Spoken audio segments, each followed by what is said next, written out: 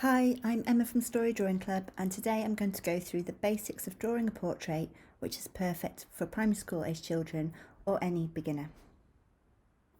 So the things you will need are a piece of paper and a rubber, a graphite pencil if you have one, if not a standard pencil will do, and if you have one, a piece of charcoal. So here are some lovely examples of portraits drawn by children that I've worked with in primary schools, just to give you an idea of what this exercise can lead you to today. So start off by drawing a sort of a rough oval shape on your piece of paper. Make sure it's quite a decent size, but don't worry if it's not perfect. And then to help work out where to put your features on your face, what I normally do is, because your eyes sit roughly around the middle of your face, I draw a line across the middle and also from top to bottom, which just helps to work out where your features will go. So once you've done that, the next step is to draw the eye. I think it's a really good place to start, and try and look at your face as a series of shapes.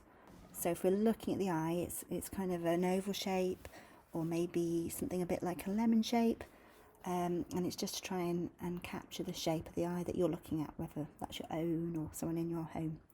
And then if you can draw in the eyelid, and if we look at the pupil and the iris, they're almost circles or total circles, and just draw those in and look really closely at the shapes that you're drawing.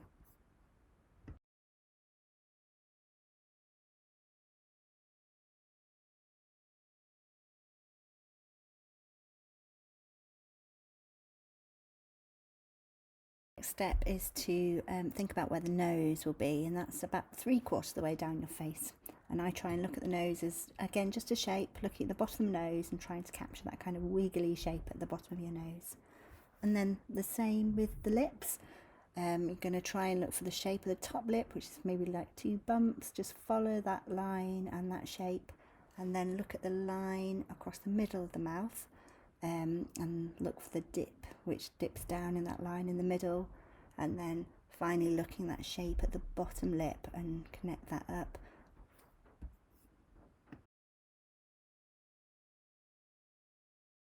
Moving on to the eyebrows, again looking for the shape of the eyebrows. Do your eyebrows arch quite high, or are they quite a flat line across your eye? So just keep looking to copy that shape. I like using charcoal for the hair and for the eyebrows, so if you have got charcoal at this point, switch to charcoal, otherwise just carry on drawing with your pencil.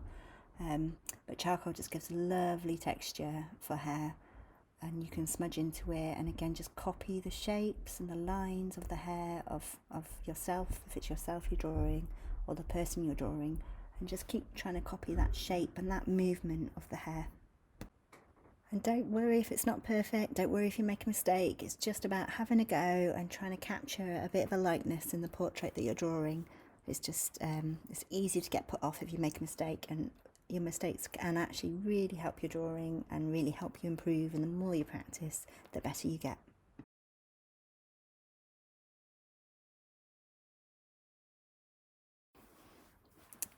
I'll also put up a tutorial on drawing different hair types. I quite often get asked how to draw braids and other types of hair, so I will try and put a tutorial up for that. And at the end of a portrait, I quite like to draw into the pencil marks with the charcoal, just to really bring out the features. So that's the end of today's tutorial. I hope it's been helpful.